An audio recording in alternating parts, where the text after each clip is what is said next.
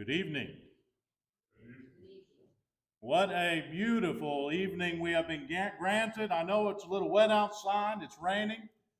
Thanks be to God it is. We are so dry. We were driving over this way, and I was looking at the Caney River there. It's probably about as low as I've ever seen it in the almost 13 years I have been here. But isn't it a blessing to be in this building, to be with each other, to sing such wonderful songs in which we have just sang. I appreciate those songs that were led, and I appreciate this congregation. Light to a dark and dying world in this area for a long time, and I am most thankful for that.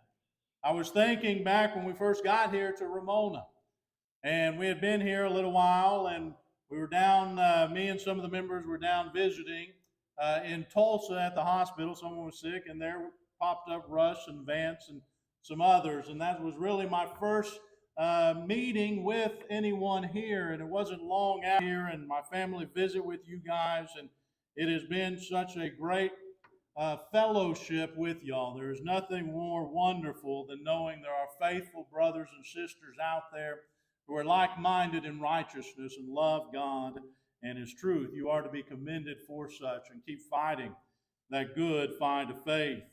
We did begin this meeting yesterday looking at 3 different lessons on the actuality and the necessity as Christians to be renewed. And as we began this meeting talking about being renewed by the Spirit, Titus chapter 3 and verse 5. And we discussed how, from God's perspective, having taken care of us, known us from before we were even conceived, before we were formed in our mother's womb.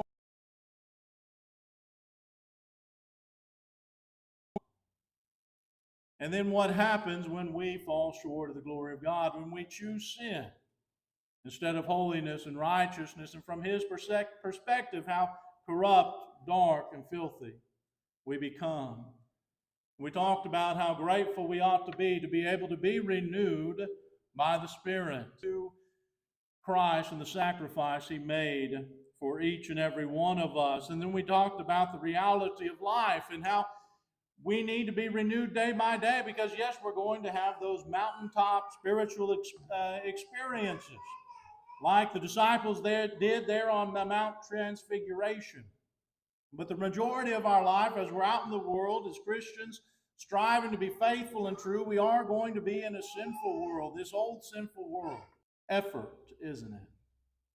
We're going to need to be renewed day by day, 2 Corinthians 4:16. We're going to need God during those times, but that is the time when our faith grows, when we mature, when we learn to fight that good fight of faith and seek God's reward. And then we finished up yesterday talking about, from Ephesians 4:22 and 23, the necessity to be renewed in mind, how people can start out or grow into a mindset that isn't quite what it ought to be of themselves. The saved version having their sins washed away, but as we discussed, that's not the case. We are new creations, aren't we? When we come out of that watery grave, having obeyed God's gospel plan of salvation, as Paul said, it's no longer us who lives, but Christ who lives in us. And our mind has to reflect that. The way we consider it goes from being selfish and the things we want, desire, and think of, to being selfless, doesn't it? And that goes right into our lesson today, where we're going to be talking about being renewed, understood the right mindset we needed to have when we obeyed the gospel. And even if we understand from an intellectual point of view that we are to put God first, and that He's going to be there for us, that He's going to be there to strengthen us and help us and all the things that He's going to do, and that even though we know that intellectually that we have eternal life, if we're faithful and true to Him, we also know that we're not perfect on our own. We also know from 1 John 1 and verse 7 that we continually need the blood of Christ. Because even as God's children, even when we know all the right things, we're going to mess up. The question, though, really comes down to the activity of mind, though, and the reality of how we handle those struggles. And tonight, when we talk about being renewed in steadfastness, it comes from Psalm 51 and verse 10, a very interesting and fascinating psalm. We are given from time to time glimpses into the mind of people, especially in the Psalms. In Psalm 22, for example, we get a glimpse of the mind of Christ as he's on the cross, being foretold of what he would be thinking and what he would be considering and going through while he hung there. In Psalm 51, we're told of David. Inspired of God, we're going to begin by looking at what exactly this psalm is all about, its context, by looking at David's fall and David's plea. Let's begin there with the fall, if you will. Now, we know David. I'm sure everyone here has a good understanding who King David is. He was a mighty man, a mighty warrior. He was one, as we'll talk about, a man after God's own heart. From a young age, the bear and the lion, and be victorious due to his faithfulness to God. He, as a young man, has probably one of the most known accounts in all the Bible, where he takes on, as this young man, Goliath. Even the secular world knows that, doesn't they? You hear the stories all the time. You got that the team that's not so well known versus the behemoth. They say, well, it's a David and Goliath battle going on here. David is one who was so faithful that even though he had already been anointed king, and even though the king at that time, Saul, was trying to kill him, and he stood before him while Saul was asleep, he said, I will not hurt the anointed. This is that man. Again, this is the one that, as Nathan went out to, or excuse me, as the prophet went out.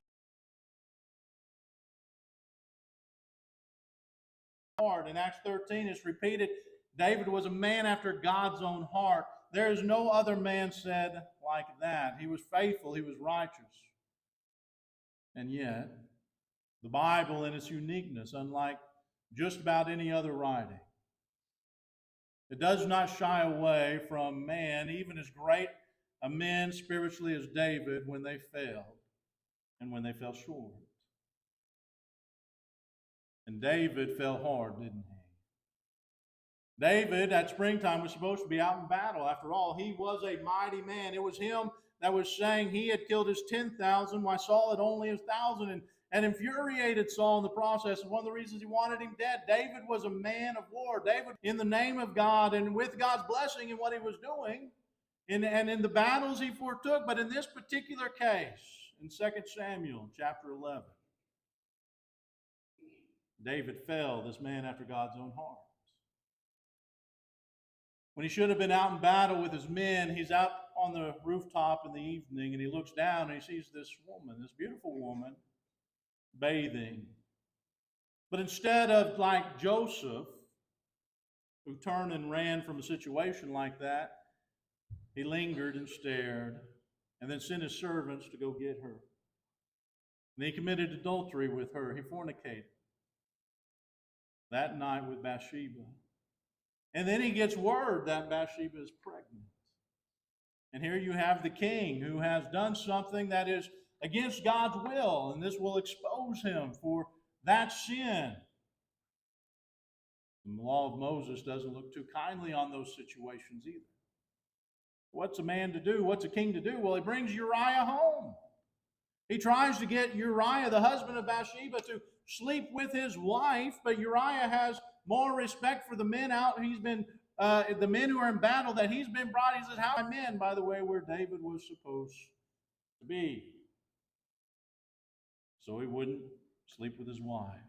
David's plan was spoiled. So what did David do? He didn't just give up.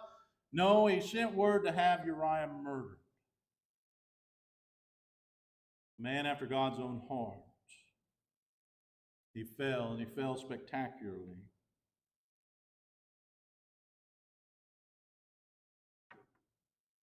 And in 2 Samuel chapter 12. We see a brave prophet named Nathan, sent by God to go to a king who had just murdered someone for not doing what he wanted him to do. He sent Nathan. We all know what Nathan tells him. He tells him this story that reenacts, but this just using different characters and different situations, the same thing that David did, and David's furious with this. And of course, we have the infamous 2 Samuel chapter 12 and verse 7, David, it's you.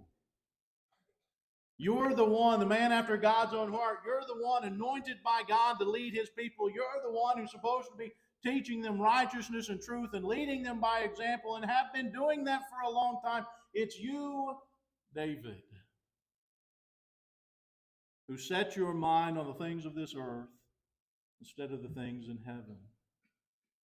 Now, thankfully, David, being a man after God's own heart, instead of getting enraged at Nathan and being upset, he pled for mercy from God.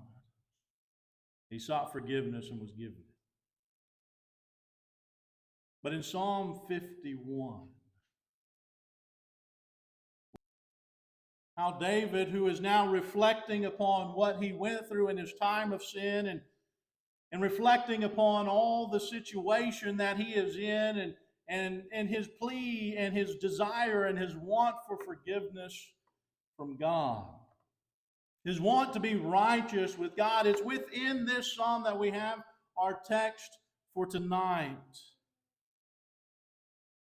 After David begins this psalm by talking about the gravity of his sin and how he didn't even realize we're in, he said he recognized that this sin, that he's ill-equipped to solve this on his own. And he realizes his shortcomings in that in the first 9 verses and the mercy he needs and the grace that he needs from God. And in Psalm 51 and verse 10, we read this: Create in me a clean heart, O God, and renew a steadfast spirit within me. What was David saying? David, his whole life, he had striven to do what God would have him to do. His whole life, he had risen to the occasion over and over and over. And here he hadn't. Here he had failed his God. Here it was even to the point, as grand of sins as we might consider them and think of them, he had to have a prophet sent to him to remind him what he had done. And in that agony and in that pain, and in that desire to get right with God, he says, create in me a clean heart, O God, and renew a steadfast spirit within me. He knew he couldn't do it on his own. This old sinful world. He says there in Psalm 51 that, listen, I'm born into this world of sin. It's all around me. I know I've been corrupted by it, that I've been influenced by it, and it's eating at me. I need a clean heart, oh God. I need help. I need help to be steadfast again. I have failed. I have hit the depths of spiritual darkness. And I want to get back up. I want to stand back up, God, but I need help. I need help to remain faithful, in other words.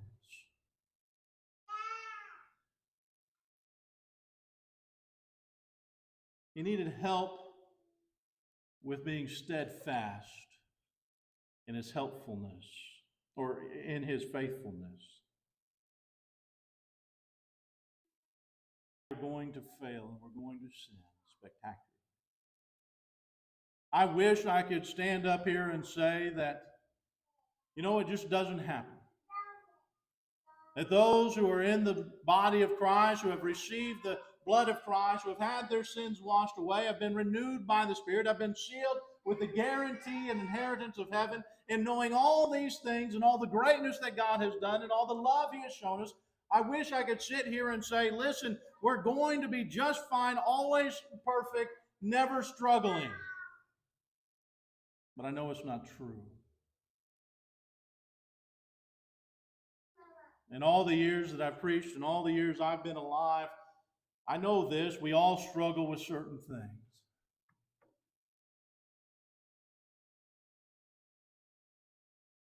Not at all, and you might struggle in that area, but the very place I struggle, we all have those struggles, those things in our life that we seem to deal with. Yes, we seek forgiveness and we want that clean heart again, but then we fall into it, and we can, like David, you see in the psalm, though we're not reading it all, but if you go back and look at it, he had felt that despair. That even in that sin, he said, my body ached, my bones ached. I knew I was in the wrong. I knew I needed to get right, but it just wasn't coming. I'd given up, basically, in that state. Thankfully, Nathan was sent to have sat across from me, as I'm sure every preacher here can attest to, who have said, listen, I want to do what's right, but I'm not sure I can. I don't know how always. I need help. And usually by that point, it's pretty bad. They've tried to do it on their own. They've tried to overcome that sin that they keep falling into, or the sins that they keep tripping up and missing the mark of righteousness in, and they repent and they try to do better, but they keep falling into it, and then they get discouraged in it, and it just becomes this sin cycle like you see in the book of Judges, the ups and downs, and it becomes discouraging. David, a man after God's own heart, had sinned so hard that adultery,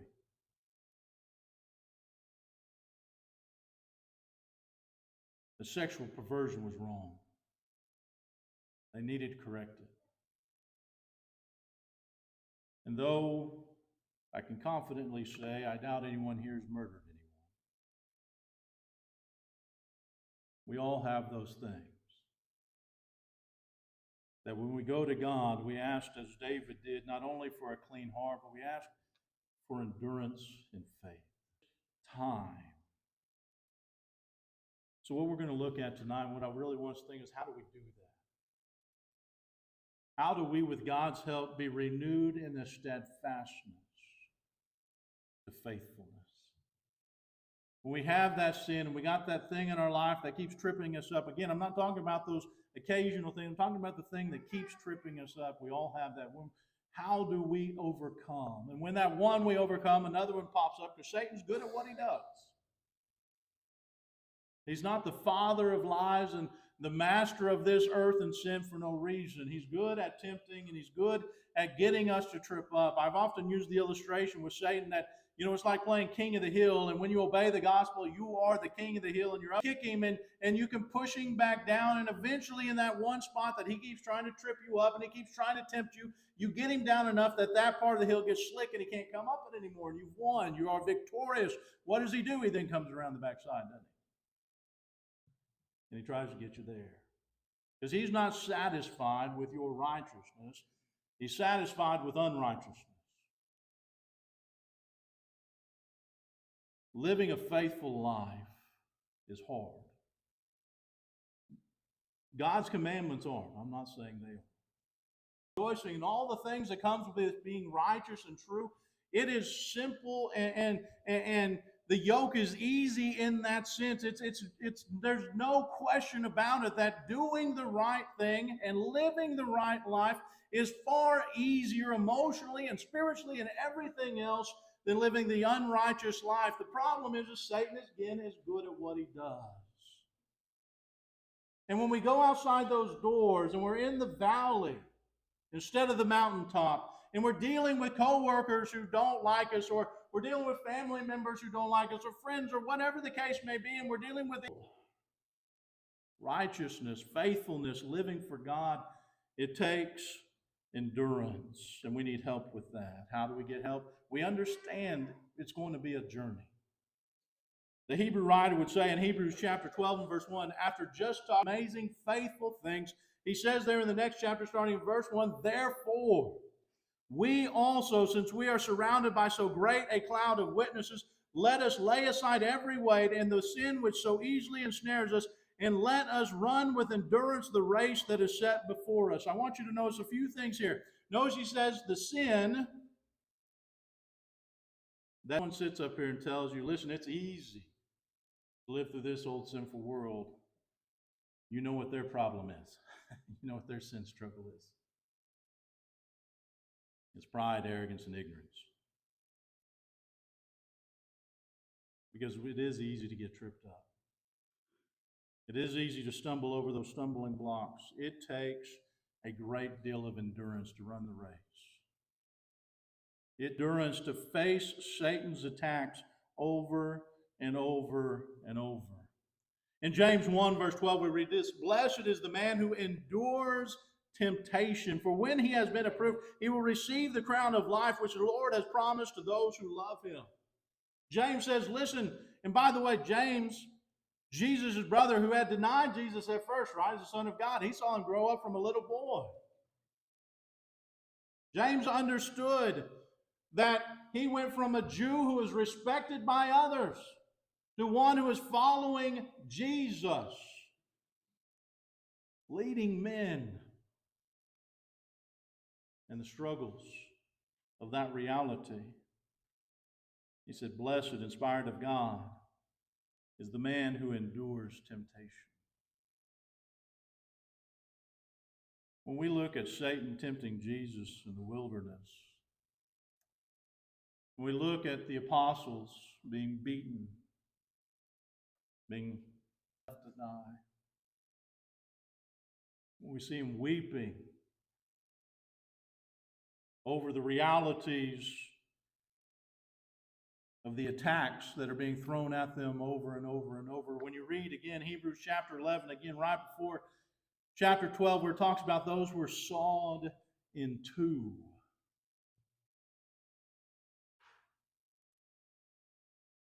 And we read this a little differently. Blessed is the man who endures temptation. David begged God for a clean heart and to be steadfast in faithfulness again.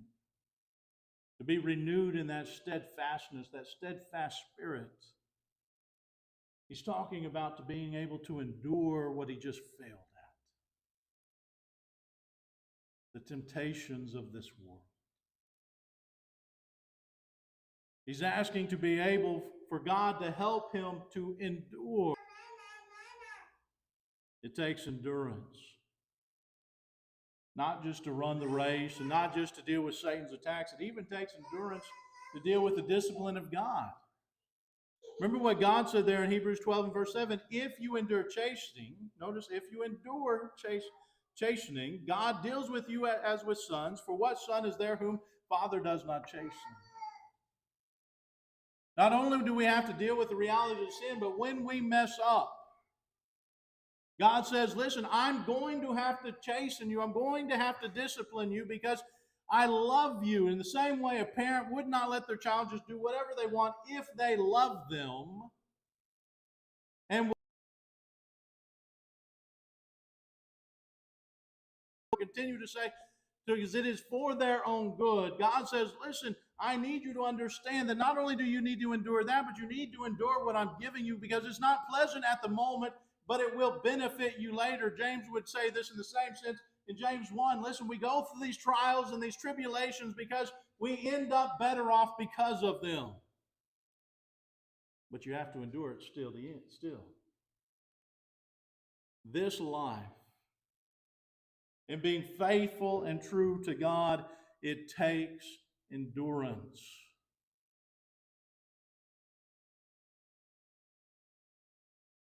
If in God's plan of salvation and have your sins washed away and become a Christian and it's easy peasy, it's easy after that, they are lying to you. Not because, again, God is difficult, not because he is going to be hard to handle and deal with and obey, but because of everything else that's coming your way. Because Satan, when you sinned and fell short of the glory of God, were separated from God, he left you alone. You were dead. You were his. But as soon as you picked up the Bible, as soon as you started studying with someone, as soon as you started seeing who this Jesus was, as soon as you started having faith in him, guess who came back? You think non-measured? Yes. Is it the best life you can have? in this life being an obedient, faithful Christian? Yes. Does Satan leave you alone more when you obey the gospel than he did before? Not a chance. What's his one and only way now to hurt God? You. You're it. You're his ticket to breaking God's heart. You're his one and only ticket to hurting him. He's already got it with everyone else who's not faithful and who sin. The ones who are trying to be steadfast. You're the ones who are going to hurt him. Imagine if he had got Noah to sin, or Job. He's going to come after us. And so if we are going to be able to endure, if we're going to be able to be steadfast in our faithfulness, we have to understand it takes endurance. It takes fortitude. It takes a want to. It's going to take sometimes everything you have.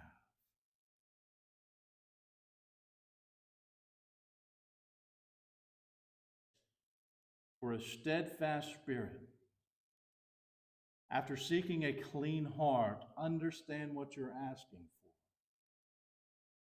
You are asking, and you should, but you are asking to endure what Satan's bringing. God will help you, he will be there for you, but Satan is coming. What's the second thing we need to understand? If we are going to have a renewed spirit after seeking a clean heart, we need to understand that we can fall again. One of the biggest dangers that anyone to think that they're indestructible, that they're fine, that nothing can happen to me. And typically this happens when we're on, again, that spiritual mountaintop, right? Where everything's good and we're beating Satan and we've got that armor of God and we're fighting him and we're running right over him. And we can, if we're not careful, we start to think, well, it's really me that's doing that, right? That this is my armor, myself, and we get that haughty spirit. All these people in the Bible for us to look at. Noah, the one and only faithful person on the entire earth at one point. Think about that. The one and only faithful person on the entire world at one point. Eventually his wife and then kids and their wives, but he's mentioned as the only one at first. After watching the flood, building the ark, he gets drunk and naked in front of other people. Not only does he lie, but he gets his wife Sarah to lie and offers her as a wife to two different kings. Genesis 12. Peter, who made the great confession of faith and was given the keys to the kingdom. As an apostle who had witnessed the 3,000 and the 5,000 men obey the gospel and had seen the church do the things that it done and all that's gone on. Who had witnessed all these great things, had seen friends die for the cause of Christ, who was faithful and true, had to be withstood to his face. Demas, a fellow laborer with the great apostle Paul, whom Paul trusted, whom Paul loved, whom Paul wanted with him. And 2 Timothy 4 and verse 10 said he left him, forsook him for this old sinful world. It's no wonder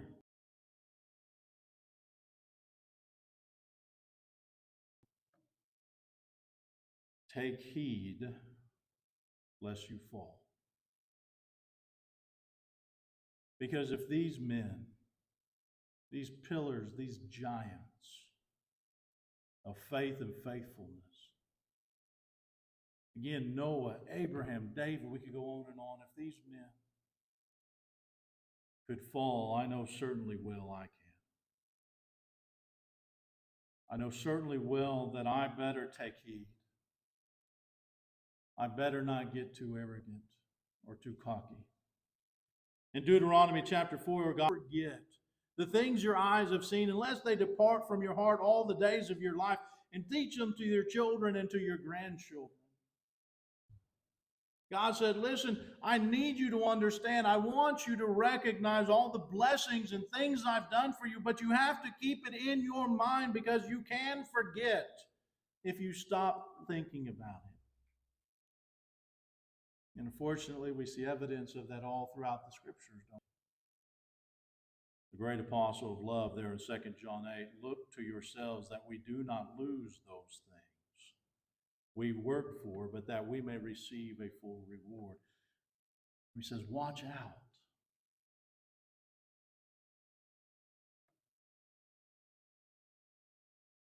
When David, in Psalm 51, and again, I want you to go back and really read that whole thing. David, in reflecting about how he felt during his sin and what he needed from God, knowing his inadequacies to even ask for it.